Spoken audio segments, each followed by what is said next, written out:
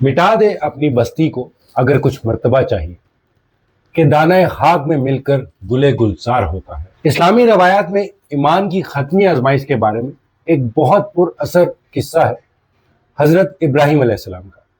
हजरत इब्राहिम अलैहिस्सलाम को खुदा ने ख्वाब में हुक्म दिया कि वो उस चीज को कुर्बान कर दे जिसे वो दुनिया में सबसे ज्यादा अजीज रखते थे। अपने बेटे हजरत इस्माइल अलैहिस्सलाम को अपनी मोहब्बत और अपनी इबादत के दरमियान कशमकश में हजरत इब्राहिम अलैहिस्सलाम ने अल्लाह की रजा पर अमल करने के लिए तैयारी की। वो अपने बेटे को एक पहाड़ पर ले गए और जैसे ही वो ये अमल करने वाले थे, खुदा ने मुदाखलत की और उनके बेटे की जगह एक दुम्बा रख दिया। हजरत इब्राहिम अलैहिस्सलाम अपनी आजमाइश में कामयाब हो चुके थे। उन्होंने साबित कर दिया था कि एक आला मकसद के लिए उनकी वाबस्तगी किसी भी दुनियावी लगाव से बढ़कर है। कुर्बानी का ये कदीम सबक पाकिस्तान में सामने आने वाली एक जदीद सियासी ड्रामे को समझने की कुलीद है। ये सिर्फ एक सियासतदान के इक्तदार से जवाल की कहानी नहीं, ये वो अनकही कहानी है कि वो क्या खोने पर राजी थे। अपने खानदान से लेकर अपनी दौलत तक इमरान खान का सफर बेपनाह जाती कुर्बानियों से भरा पड़ा है, लेकिन इस तमाम नुकसान के पीछे एक पोशीदा हिकमत भी है, एक ताकतवर सबक जिसे आज हर पाकिस्तानी को सुनने की जरूरत है। इमरान खान, जैसे कि हम सब जानते हैं, मैं ज्यादा इसमें डिटेल में नहीं जाऊंगा, 1992 के वर्ल्ड कप जीतने वाले आलमी सुपरस्टार, ऑक्सफोर्ड से तालीम याफ्ता थे और उनके सामने शोहरत आसाइश भरी जिंदगी थी। मगर वालदा की कैंसर से वफात के बाद उन्होंने अपनी जिंदगी इंसानियत के लिए वक्फ कर दी। शौकत खानम हॉस्पिटल के क़याम ने उन्हें पाकिस्तान के टूटे हुए निज़ाम और नाइंसाफियों से रूशनास कराया, जिसे उनके सियासी सफर की बुनियाद रखी गई। पीटीआई जब कायम हुई तो 2 दहाइयों तक सियासी गुमनामी बर्दाश्त की, मगर नया पाकिस्तान और रियासत मदीना के असूलों पर मबनी इंसाफ और हमदर्दी का पैगाम जारी किया। 22 साल बाद 2018 में वो वजीर आजम बने, मगर ताकतवर हलकों से तसादुम उनके लिए महंगा साबित हुआ। इक्तदार खोने के बाद 2022 में कातलाना हमले, सैकड़ों मुकदमात और कैद जैसी आजमाइशों के बावजूद उन्होंने अपने असूलों पर समझौता नहीं किया और जाती जिंदगी कुर्बान करके भी वो अपने विजन पर साबित कदम रहे। तुंदिए बादे मुखालिफ से ना घबरा ए उकाब, ये तो चलती है तुझे ऊंचा उड़ाने के लिए। लेकिन इन बड़े नुकसानात में एक जेल की कोठरी के अंदर से उनके सफर का पोशीदा हिकमत पोशीदा है।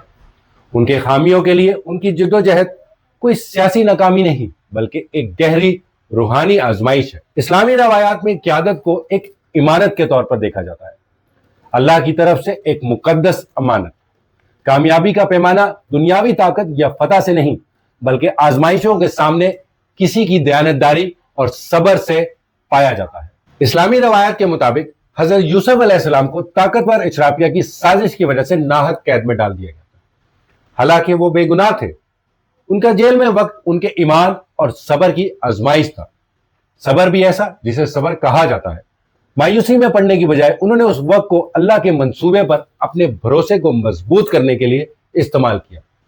एक ऐसा तसव्वुर जिसे तवक्कुल कहा जाता है। वो समझते थे कि उनकी सूरत हाल सदा नहीं, बल्कि एक बड़े मकसद की तैयारी है जो बाद में आएगा। यह जाविया सियासी कुर्बानी को मुकम्मल तौर पर एक नया फ्रेम देता है। ये शिकस्त की कहानी होने के बजाय ईमान की कहानी बन जाती है।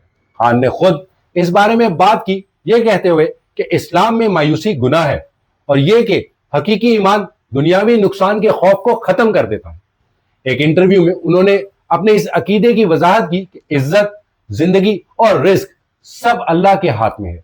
जब आप इसे हकीकी तौर पर अपने अंदर उतार लेते हैं तो तजलील या तबाही का खौफ खत्म हो जाता है और अना, जिसे वो अपना सबसे ज्यादा तबाहकुन इंसानी कुव्वत समझते हैं, काबू में आ जाती है। यह पोशीदा हिकमत किसी असूल के लिए जाती आराम, दौलत और यहां तक के आजादी को तर्क करने का अमल कमजोरी नहीं है। यह एक रहनुमा के यकीन का खत्मी सबूत है। यह उस इस्लामी अखलाकियात की अक्कासी करता है कि हकीकी क़यादत खिदमत है और यह कि एक मुनसिफाना मकसद के लिए मुशक्कत इबादत की एक शक्ल है।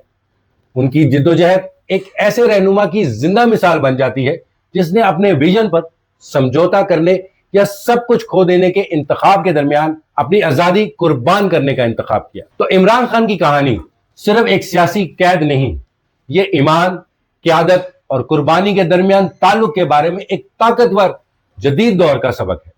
یہ ایک ایسے شخص کی کہانی ہے جس کے پاس دنیا کی ہر چیز تھی، لیکن اس نے ایک نظریے کے لیے سب کچھ داؤ پر لگا دیا۔